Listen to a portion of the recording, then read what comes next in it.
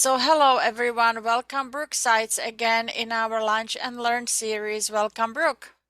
Thank you. Yep, I'm Brooke Seiz. I'm a licensed professional counselor, functional medicine certified holistic nutrition practitioner, and I'm really glad to be back.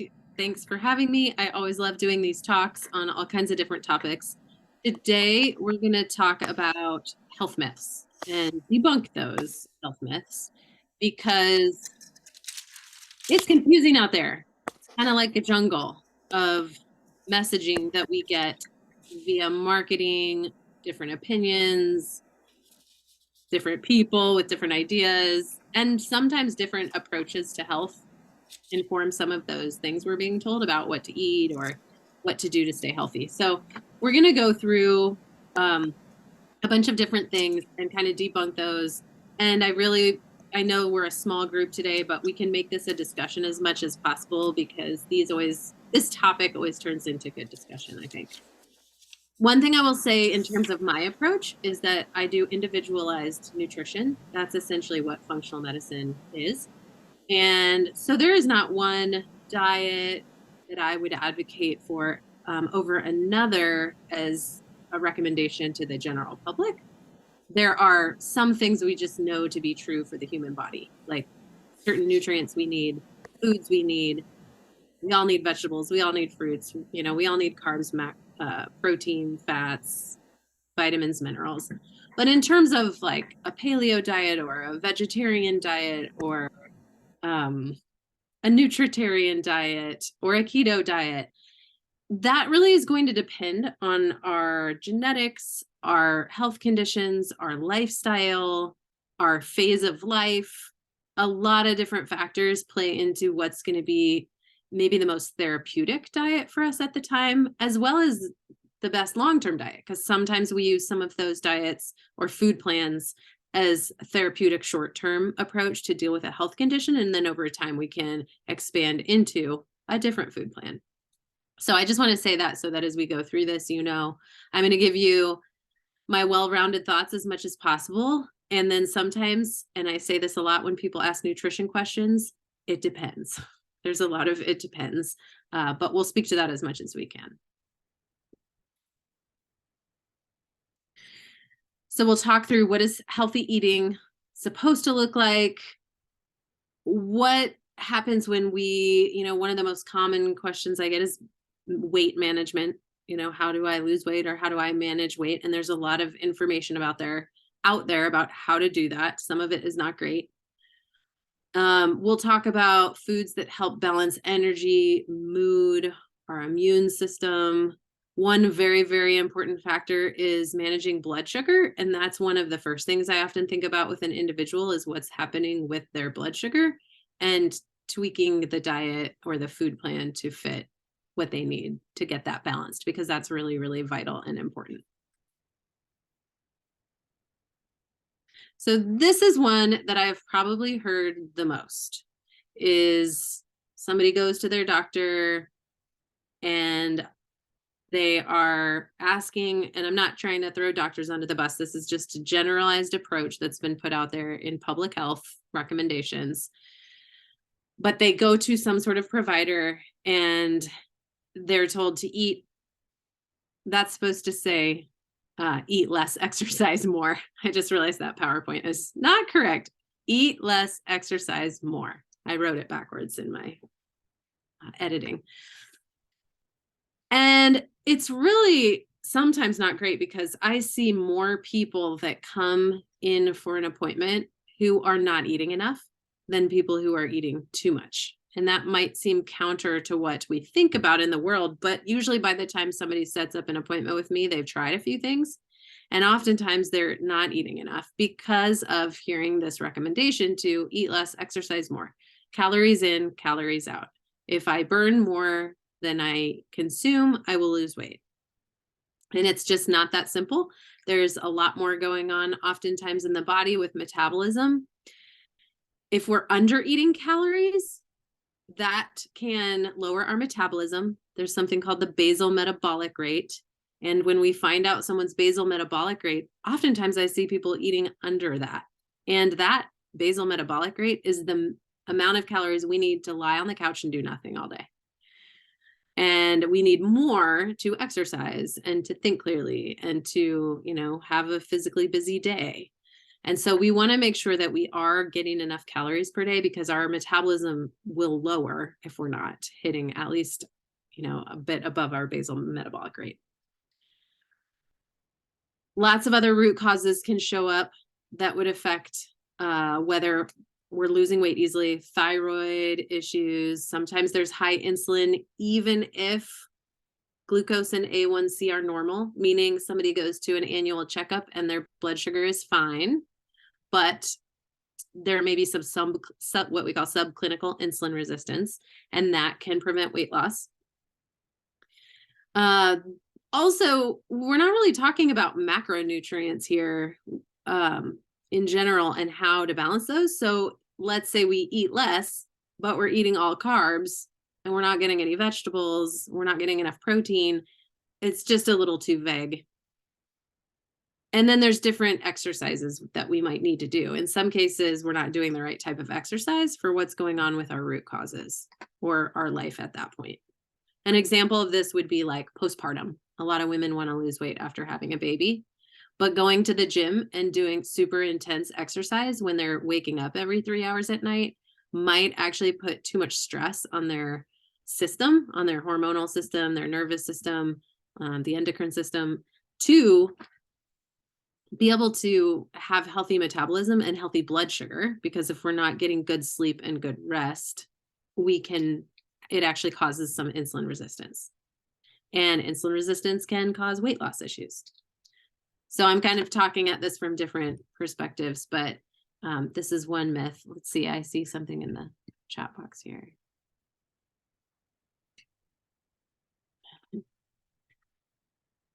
Any thoughts on that? I think you're muted. Sorry, calories in, calories out. It's always, and as we were talking before the program, I think the medical DNA taught me so much about myself, which exercises are really good for me. With what is like my natural body makeup. It was such a punishment to all these aerobics classes and whatever. And then I discovered, my body is made to be a walker, so I have, so that's what my body type is. And also it talks about mental health and all these. It's not about just diseases. It's about even like it also talks about macronutrients and things like that. So I'm a big proponent of medical DNA. I would just want to say, I like this switch at the top. Eat more, exercise Yes, we less. read it. We read it. I like that. That's my kind of plan. Yeah, it's like a Freudian slip while I was typing it. Uh-huh.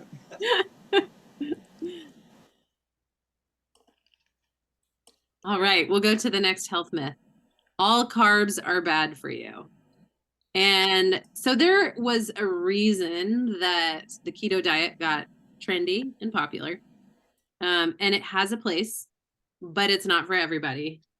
And it also kind of, when it got popular, kind of accidentally, I think, demonized carbs, and that message got out. And so that's been an issue for some people who are like fully avoiding carbs. The standard American diet is way too high in simple processed carbs. And so those are not great for us, but a healthy food plan would have some carbs from whole foods. And those would be complex carbs. And the starting point for that is vegetables. If we're eating 0 carbs, we're not eating any fruits or vegetables. And we definitely need fruits and vegetables. From there, veggies are going to be probably the source of carbs that's the least amount of carbs. And then we add on fruits and starchy vegetables like potatoes, sweet potatoes, tubers. And then from there, we get into grains and have whole grains, which are going to be more dense in carbs. I should have said beans right before the grains. So beans will provide some complex carbs, and then grains. And then all the other stuff that's really prevalent in our world, our modern foods, the processed simple carbs, those are the ones we want to take a look at and kind of minimize if we can, and prioritize complex carbs. But we do need some in some form. So even somebody who is on a keto or a low carb plan will need to get some complex carbs from vegetables, and those are wonderful for us. I'm still confused the difference between the simple and the complex carbs. Because I've been told by my doctor that I need to start doing a low carb diet. Okay, so the simple are what that means is they're not packaged in that food with much fiber, protein, or fat. And fiber, protein, and fat slow down the absorption of the sugar in that food. So Could you for give me some example, examples? sure, yeah. In an apple, we've got fiber and we've got polyphenols, and those they act as fiber or prebiotics in the gut. They kind of slow down us absorbing the glucose or the sugar from that fruit a little bit. That's going to absorb, like an apple would absorb faster than, say, the carbs in lentils. There's a lot of fiber, there's protein, and so that slows it down. If we're eating that food with, say, like a curry sauce that has some fat in it, then that's going to slow it down also. And so that makes it more complex. Straight sugar, like a spoonful of sugar or hard candy or something that is pretty much just carbohydrate without any fiber, fat, or protein is simple. Oh, okay. Okay. Yeah. So if we're eating whole foods, we're getting complex carbs. Fruits would have the least complex, like certain, especially tropical fruits that have more sugar to them and maybe not as much fiber, but they'll still be a lot more complex than any bread or processed food. Isn't there something also, sorry, isn't there something called also soluble and unsoluble? Is it also carbs? Yeah, so insoluble and soluble fiber is in a lot of complex carbs. So it's a type of carbohydrate, but fiber is different because we are not going to break that down and turn it into sugar the way we use other types of carbohydrates. So fiber is a carb, but it isn't broken down into sugar. It won't affect blood sugar the way that other carbs will. And it will actually slow down the absorption of those other carbs. Felt like there was one more thing I was going to say on that. Did that answer your Yes. question? Yes, it did. Thank you. Sure. Okay. Blood sugar 101. So blood sugar is sugar in the blood, otherwise known as blood glucose. When we store that in the body, stored sugar is called glycogen.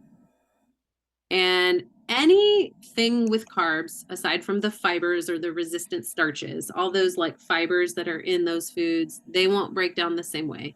But everything else, whether it's from a potato or a piece of fruit or quinoa or a candy bar, it will all break down eventually into sugar or blood glucose. And it is then used, or it is stored as sugar in our liver or our muscles. We can store about 500 grams in our body. Past that, if we're kind of full up on sugar storage, we turn it to fat and store it as fat. And we have unlimited ability to store fat. So that's what the body will put away as like conserved energy, is in that form. The amount of glucose in our blood is really tightly regulated. So we maintain less than, I always say it's about a teaspoon of sugar in our blood at any given time. It's actually a little bit less than that.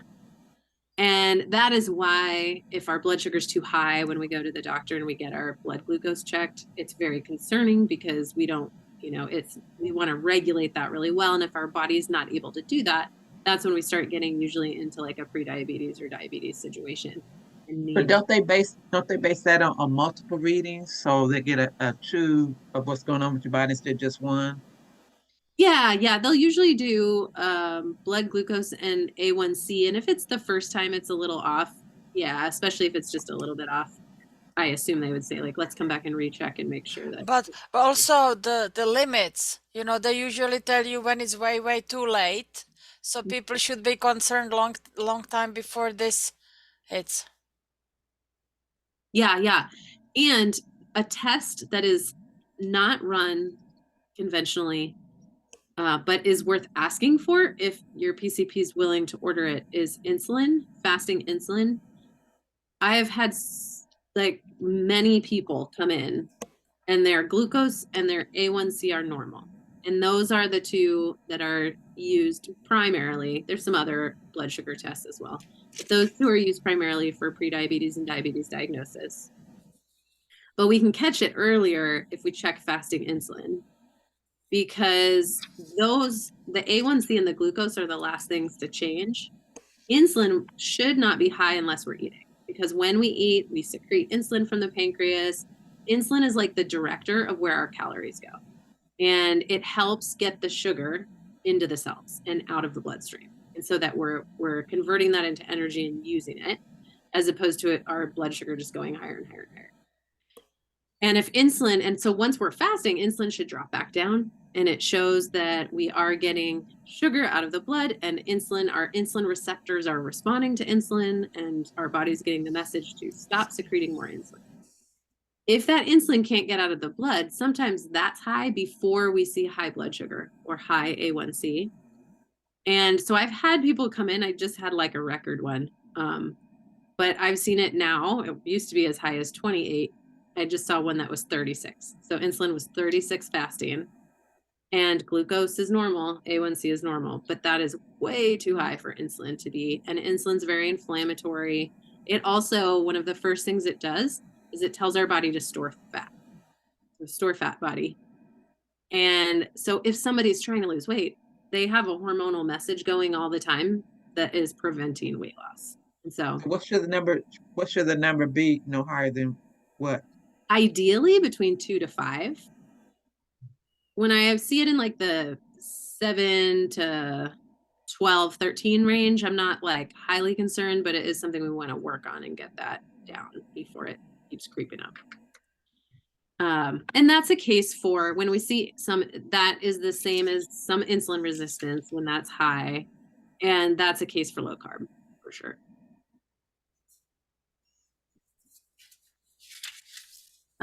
This is actually a chart that Natural Grocers has used, and I have never found a better image of healthy blood sugar. And it is, so if we have this green range of healthy blood sugar, and then we've got this unbalanced breakfast, and on here it's cold cereal, skim milk, orange juice, coffee. So that's mostly simple carbs, right? And because there's not much protein, not much fat, not much fiber. And that is about, if it's a cup and a half of Frosted Flakes and a cup of skim milk and a glass of orange juice, it's about 73 grams of sugar in there once we break that down into simple sugar. And that will send our blood sugar too high because we only need 1 teaspoon in our blood at any time. So we're going to get a spike of blood sugar. And then we get an increase of insulin, increase in fat storage, increase in mood swings and brain fog. And then if it goes high like that fast, it'll usually if our body's working well, we secrete insulin, insulin does its job, we get the sugar out of the blood and into the cells, and it drops too low. And so we end up kind of on this blood sugar roller coaster. Because once it's low, our stress hormone, cortisol, goes up. We have cravings, fatigue, brain fog, and then we want to eat something to get it up, which is smart by the body. So we might grab a candy bar or get a sweet coffee or something like that. I would like to say there is a newest thing. If or like kind of you want to see how you respond to certain foods you eat, there is this continuous blood sugar monitor. You can get it for free because they are kind of introducing it to public. And so it kind of causes OCD in you because like you wake up at night and you just put your cell phone next to it and it's like, oh, what is my blood sugar now? But it kind of measures it I think it's for a week. So you can see like, oh yeah, I shouldn't have had the margarita or something. So it's kind of really interesting, kind of checking your eating habits or how do you do after exercise. Surprisingly, after massage, my blood sugar was like really, really, really low because the stress was low. So if somebody wants to, you can get a free sample. I forgot which pharma company is it from, but that's kind of the latest thing. Cool. Yeah, those are really neat. And I didn't know you'd always needed a prescription for that in the past. So that's pretty neat. I think you do need a prescription. Or maybe no, you don't. They just ask you, do you have elevated blood sugar? I don't, for the test trial, you don't need a prescription. But I forgot which pharma company it is, and the cheapest one is I think at Costco. Okay. For anyway. Brooke, Awesome. Brooke, I always still wonder. I think to me, what makes it so complicated, confusing for people. Okay, you say you're only supposed to have a teaspoon of sugar, but why is everything in like milligrams and grams? I mean, why can't it be simple? I mean, how you convert, you know what I'm saying? Instead of Yeah. it being a teaspoon or tablespoon, something that you can visually see the measurement of milligrams and grams. I don't know what that looks like. Yeah, it's a really good question. So, if this helps, I'm going to do a quick calculation to make sure I've got this right. Uh, there are, it's about 4.5 grams. 4.5 grams equals a teaspoon of sugar. And Okay. so, if that helps just to keep that basic thing written down somewhere. But why has it always been that way? I never understood that. Why hasn't been? Because I think that's the problem right there. Because I'm quite sure I'm not the only one. If they made it simple for people to visually know, okay, that's too much. Milligram, grams, I know to me that really doesn't mean too much to me because I don't understand, can't visualize what that is. Well, I think on Right. packaging, anything what says more than 4 grams of sugar, you are not supposed to eat it. I think the 4 grams is a cutoff point on packaged food. Yeah. And it's one way that I kind of try to, and I know this doesn't always stick. I had to say it a bunch of times before I started to kind of conceptualize it when I'm actually looking at food. But we, like humans, thousands of years ago and more, ate about a, what was it? Oh my gosh, I'm forgetting the number. It was like 18 teaspoons a year or something like that. I might have that number not quite right, but it was somewhere in the teens of added sugar per year. And that was from basically honey, maybe syrup collected if possible. But mostly honey. And and so we eat now it's higher. I think like 10 years ago when I was initially looking this up, it was something like 19 or, it was around the same amount per day. Now I think it's up in the 20s to 30. And that's on average. So some people are drinking more. When we look at those big gulp sodas that some people get daily, they have 30 to 40 grams of added sugar in those big ones. And so it's just really out of alignment with what our body was meant to handle in terms of sugar. So here it is. I have it. Another PowerPoint from Thank you. another. So 1990s, 15 pounds of sugar per year, and 2017, 152 tablespoons per year. I mean pounds. I'm sorry. So in 1900s, 15 pounds per year. Now 2017, 152 pounds per year. Wow. Yep, and 100,000, 10,000 pounds of pesticides we have in our food per year, Hmm. and Yeah, 37 pounds of high fructose corn syrup, which is another thing. another problem. Yeah. Yeah. So, in terms of making sense of that, kind of like what you were saying, Magda, about looking at the sugar on the label. If we're eating 4.5 grams of sugar, so it'll say grams on there. And we want to make sure also that it's added sugar. So look in the ingredients and see, oh, there's cane sugar in this. Because yogurt, like sometimes it'll say sugar, but it's naturally occurring sugar in that food. That's not added sugar.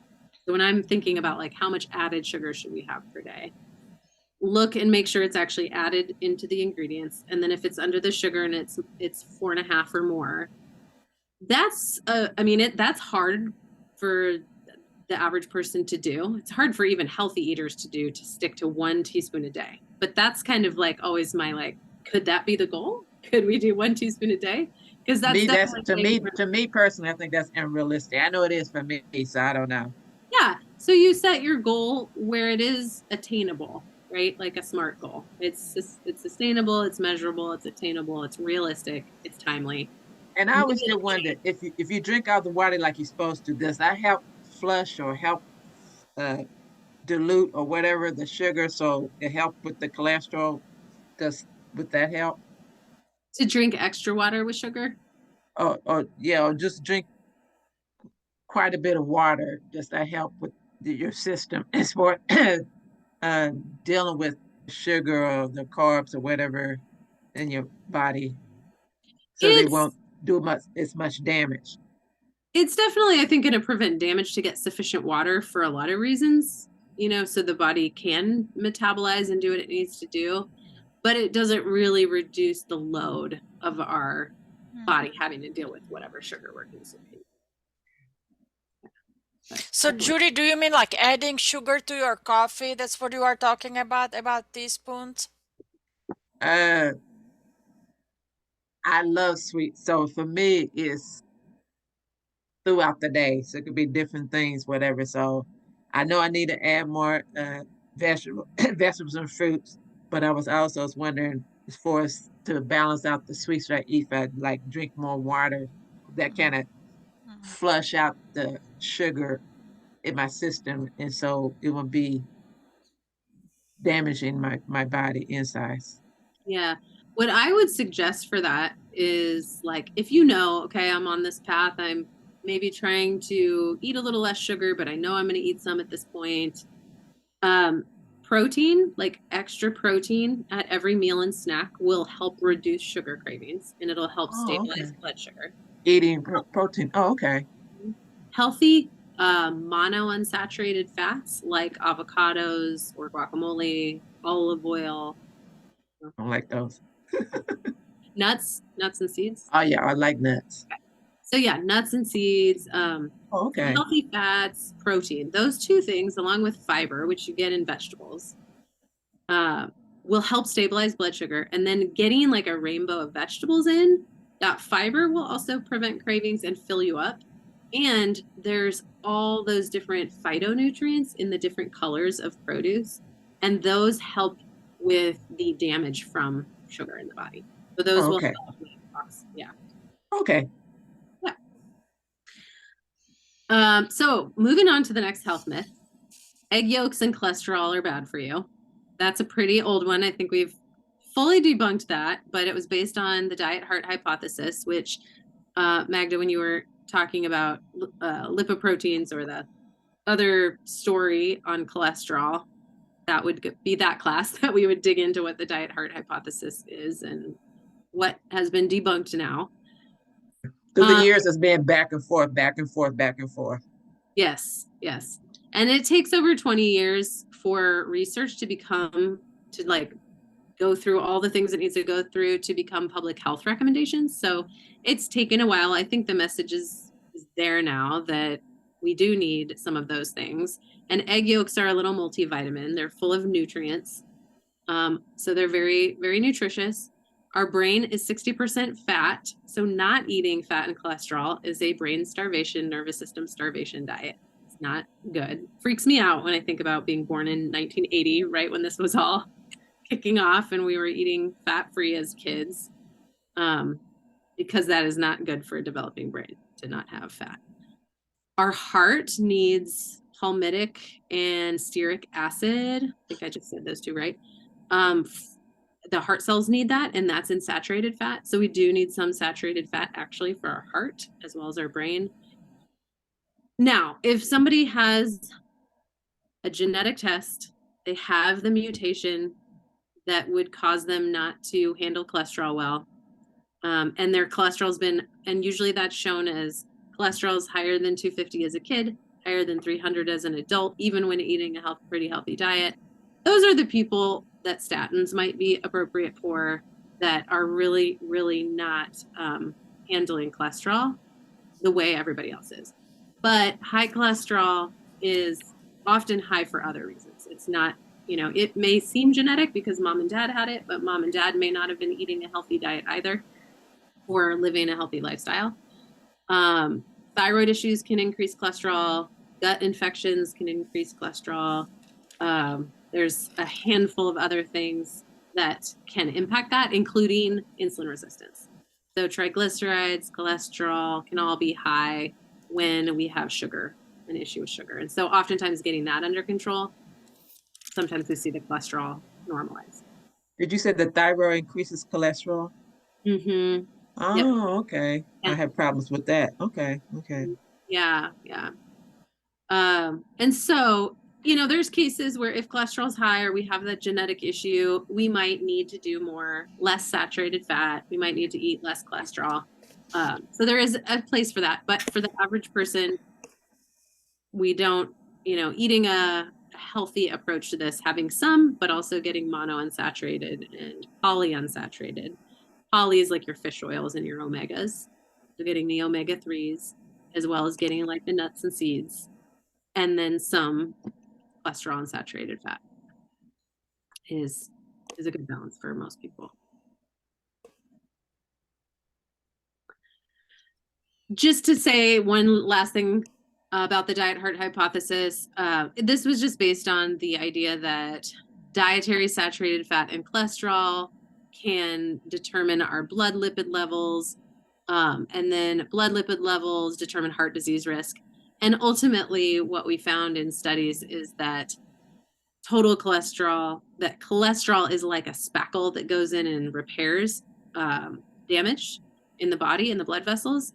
And so it's going to be there, but there may be other reasons that we're making more of it and our cholesterol is higher. And it may not, that when we look at people who've had a cardiac event, they actually have low cholesterol, they have normal cholesterol, they have high cholesterol. And so it's not just high cholesterol that's causing the heart attack. It can cause clogs and other issues. So we don't want cholesterol to be too high. That's a problem. But it's not necessarily that everybody who's had a cardiac event had high cholesterol. They actually had varying cholesterol. And there's some other markers of lipoprotein levels that are a better predictor.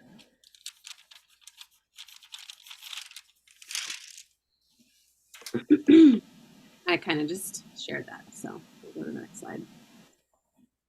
The next health myth: eating fat makes you fat. Who knows that's not true?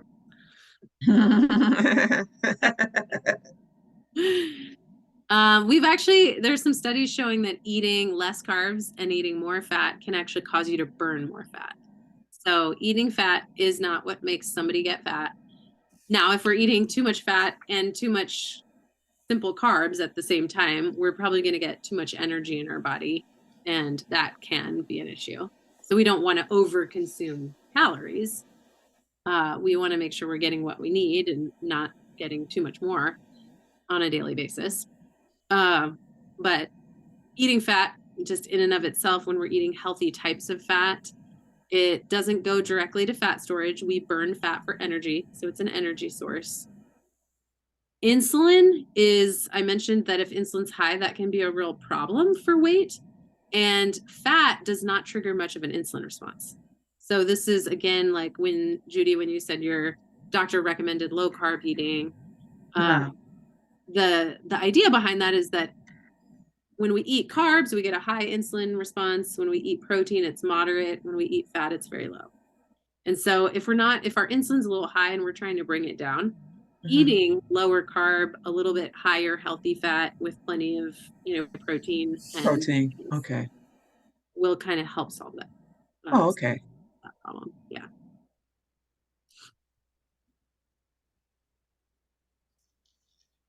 We mentioned saturated fat already. I think I mentioned all of these. It actually can raise HDL cholesterol. It's 50%, our cell membranes are 50% comprised of cholesterol, of saturated fat. I mean, it supports our immune system. It's a large component of our brain. It's difficult to quantify how much fat we should consume because it really depends on our total caloric need and what we're doing with other macronutrients.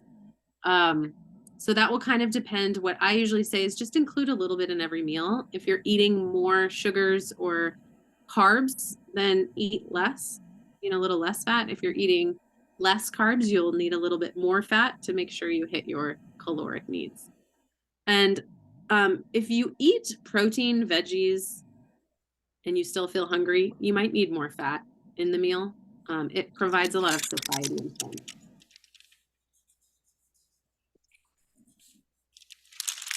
Okay, vegetable oils are healthier than butter. Definitely not.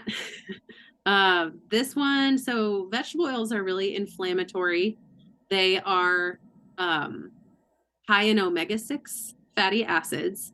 And those, when we look at inflammation in the body, omega-6 fatty acids are used to make prostaglandins that promote inflammation. And we need that process to happen when we have damage to the body, for example. If we hurt ourselves, we need healing to happen at the site of the wound. And so we need an inflammatory response initiated.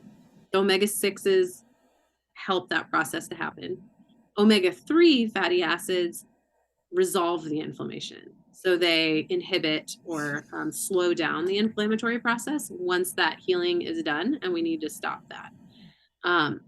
We get omega-6 in meats, grains, nuts, seeds, avocados, and in addition, where we, in our modern standard American diet, get the most of them is in vegetable oils, which are used at almost every restaurant. A lot of times they've been in people's kitchens as a main cooking oil, like canola oil. So when I say vegetable oils, I'm talking about canola, corn, soy, safflower, sunflower. Some of those, like sunflower, there can be some versions of those that are cold processed, meaning they're not high heat and they're a little better. They'll still have more 6 than some of the other options for cooking oils. So what makes oh, excuse me. That's Now I okay. was wondering what makes the virgin oil, the what Olive is oil. that? Olive oil. What makes that better for you in compared Yeah. to the fresh So that one is vegetable actually oils? monounsaturated fat. There's 3 like umbrellas, and under those are fatty acids. So under fats, we have polyunsaturated, monounsaturated, and saturated. And the monounsaturated are really great to focus on if you're worried about cholesterol, if you're worried about heart health. That's olive oil, nuts, seeds, avocados, avocado oil. The polyunsaturated are your omega-3, omega-6 primarily. There's some other fatty acids in these, but for the purpose of today, the omega-6 and omega-3 are the big ones that are really out of balance in the standard American diet. And so the 3s are fish, largely. We get a lot of that from fish. We get some from grass-fed butter and grass-fed pastured beef, for example. We get some in walnuts. There's some plant foods that have omega-3s like flax oil, hemp oil, walnuts. And so the best thing, really, like the takeaway, is that if we can avoid the oils, the high 6 oils, and instead use olive, avocado, maybe coconut, that will help us avoid those inflammatory fats. And then make sure we're getting either fish oil in supplement form, or we're eating wild caught fish. Maybe we're eating chia seeds, flax seeds, or using the oils, and getting some more of those 3s in. Oh, what happened? The screen went black.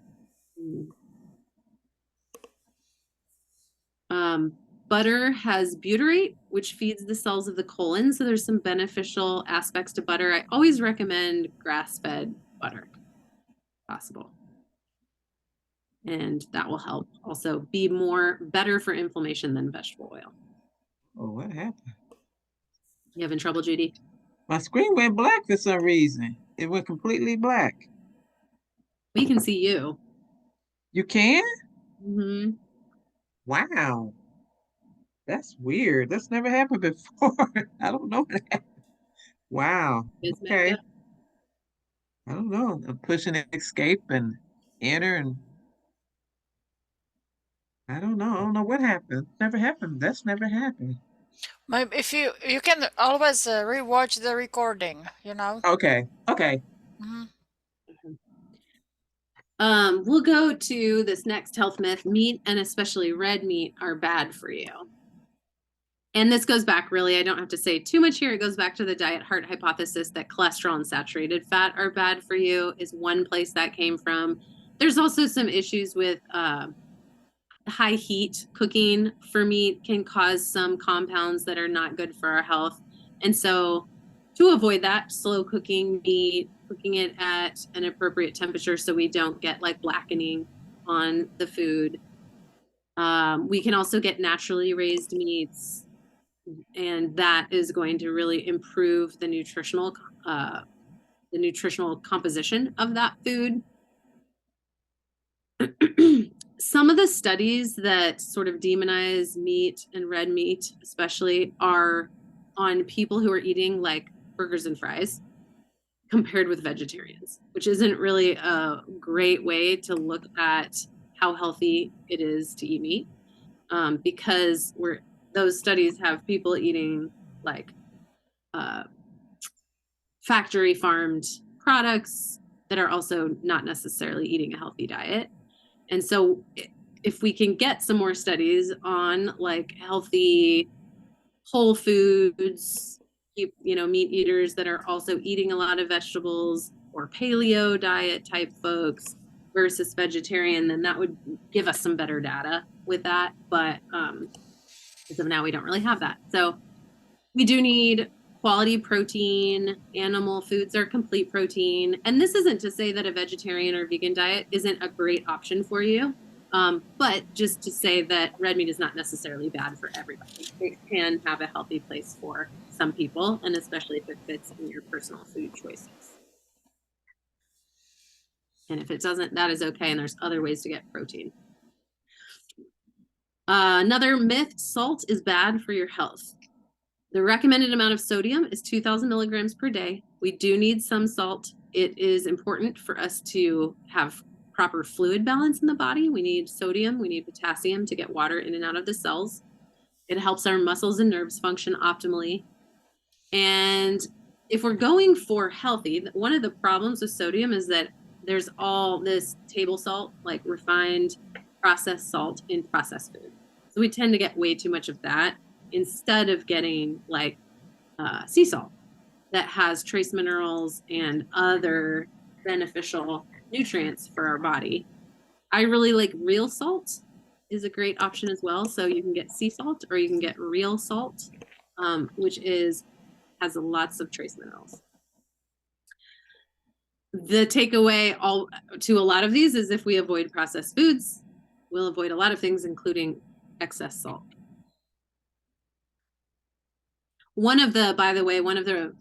There is, forgetting the doctor's name now, he's a PharmD. He has a podcast and a book all about salt. And he talks about how a low salt diet is really a fix for the symptom of high blood pressure instead of the root cause for high blood pressure. So if we go on a low salt diet, it'll help our blood pressure drop, but it's actually dehydrating the body instead of fixing the root cause for the high blood pressure, which could be stress, or it could be diabetes, or it could be a weight, or it could be some other factor that's affecting blood pressure. And so we might have to adjust salt in the short term, but in the long term, if we're really trying to transform and recover from high blood pressure, would be to address the root causes, but make sure we're getting the salt that we need in a day. Eating small and frequent meals boosts metabolism. It can. So again, this is one of those, like, this might be a good approach for some people, but it's not the right approach for many people. And there's been this idea that our metabolism is controlled by the frequency of eating and by portion sizes. But if, let's say, for example, we've been talking a lot about insulin resistance, this would not be a good approach for insulin resistance. For insulin resistance, we would really rather have longer windows of fasting so that insulin can drop and blood sugar can drop, and eat even 2 meals a day. On the flip side, if we've got hormone issues, somebody is lean and fatigued all the time and has multiple children and is running nonstop, then they may need to eat more often. They may need to eat 3 meals plus 1 or 2 snacks a day for cortisol management and hormone management throughout the day. And again, that might be short term until stress is managed and life is more manageable. So it depends. We'll just end the slide on it depends, but it's not always going to help someone's metabolism. It might actually worsen it. And I also read how anytime you eat, it actually increases inflammation in your body. You know, the inflammation markers go up because it's kind of like a stressor in a way for the body to process the food. Mm-hmm. You know, so at home we eat 2 meals a day. Yeah. Kind of works for us. Yeah, that's great.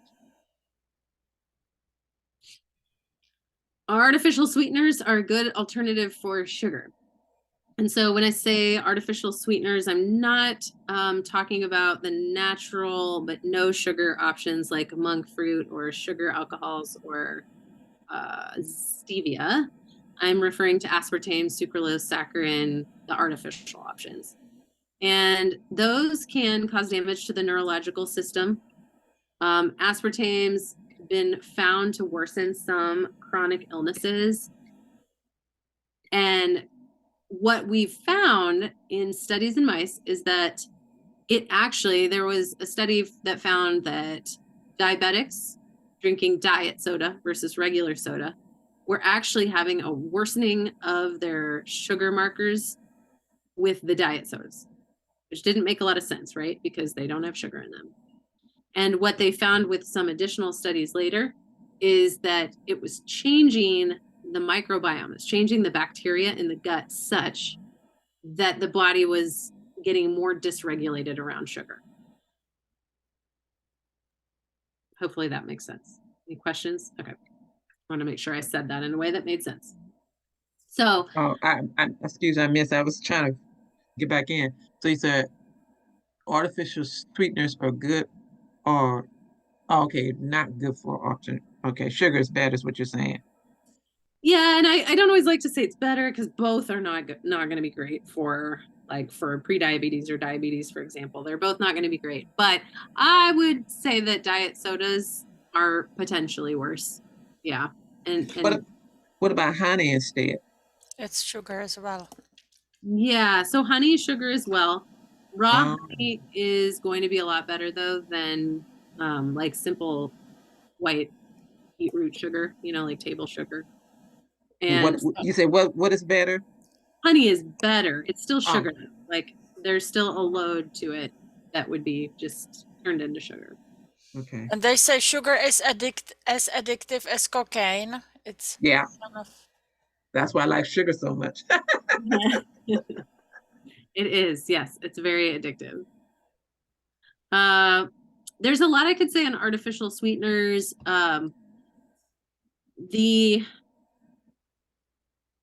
I have a lot of notes, but I don't know if we have time. Just know that according to researchers and physicians studying adverse effects of aspartame, they found the following chronic illnesses can be triggered or worsened by ingesting it, and that include brain tumors, multiple sclerosis, epilepsy, chronic fatigue, Parkinson's, Alzheimer's, lymphoma, birth defects, fibromyalgia, and diabetes.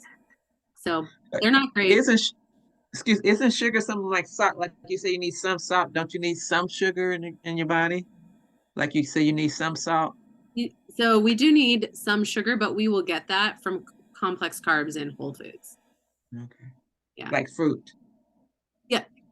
and even from vegetables or whole grains. Yeah.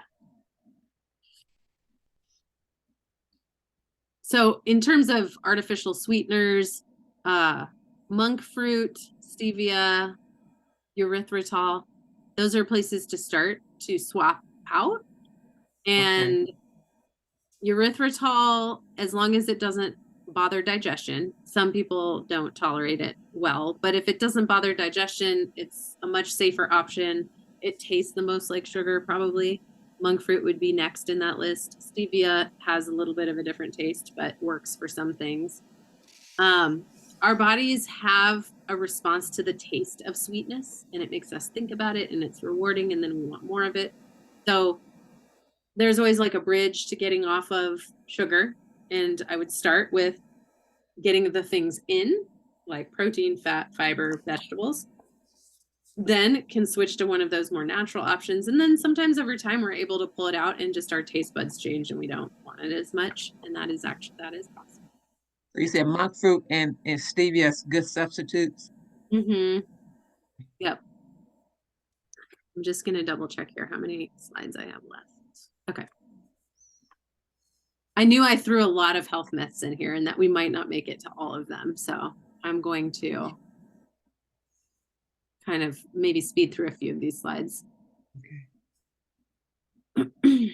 Let's go to, well, I think this was, so if it's approved by the FDA to be in food, it's okay for your health.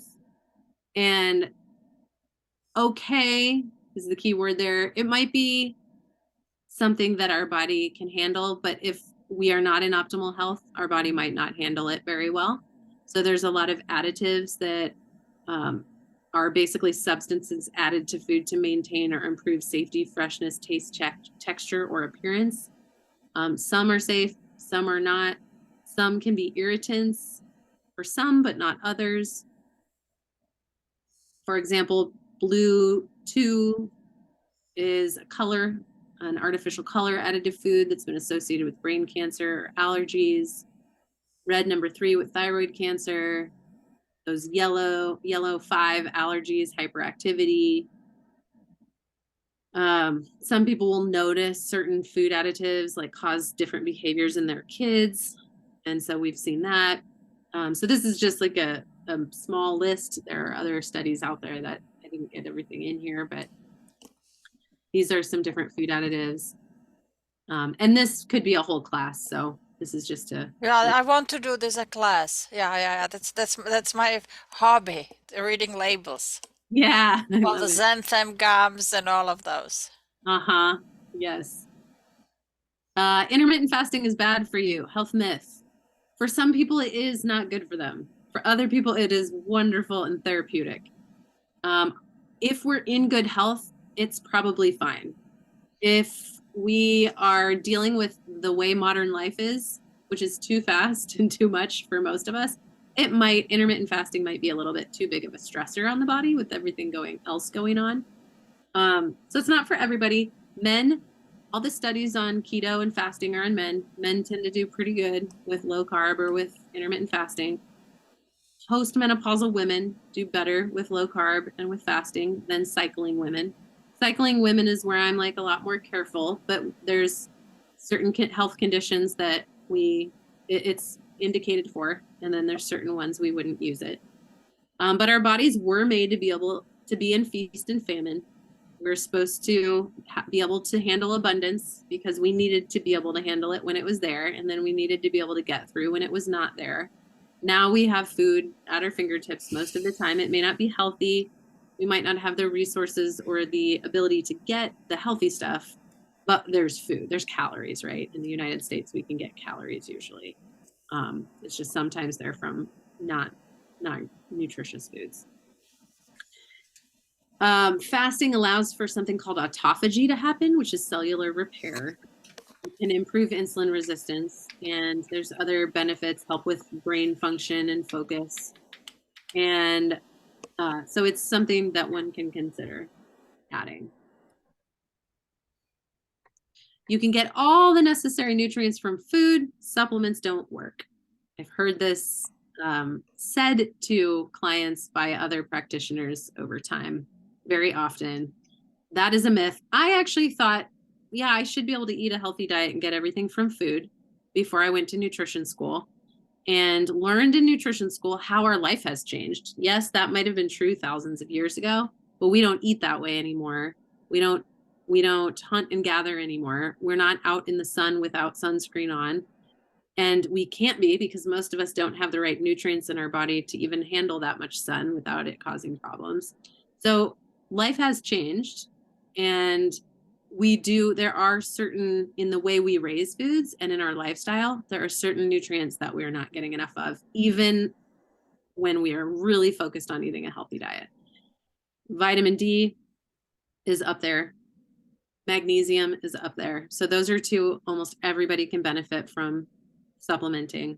We can always check our vitamin D with the doctor, with our annual visit, and check if it's low. But vitamin D, magnesium, probiotics, if you're not eating fermented foods. So we need good bacteria for the gut from somewhere. And omega-3s.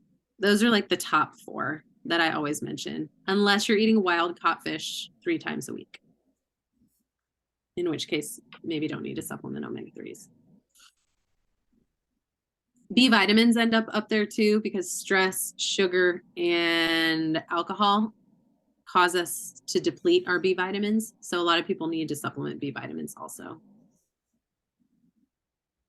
So I'm going to skip through some of these slides, because we've really talked about a lot of this throughout.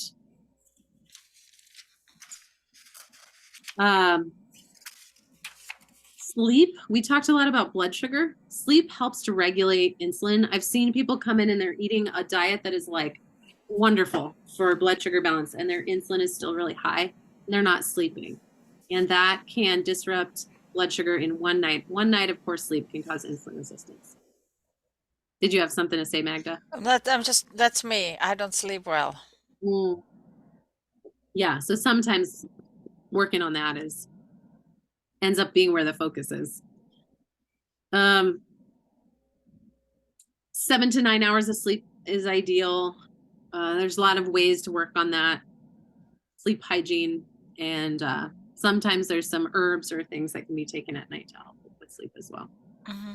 So I know we're 2 minutes to 1, so we can take a few questions. I don't think I mentioned at the beginning, but my practice is Evolve Wellness and Counseling. This is the website and the phone number. I have a lot of articles on there, so feel free to check that out if you want additional info on some of what we've talked about. Well, thank you very much. This was excellent, and we have more classes planned and planning more, so please join us in our Lunch and Learn series. Thank you very much, Brooke. Thank you. Judy, did you have a question?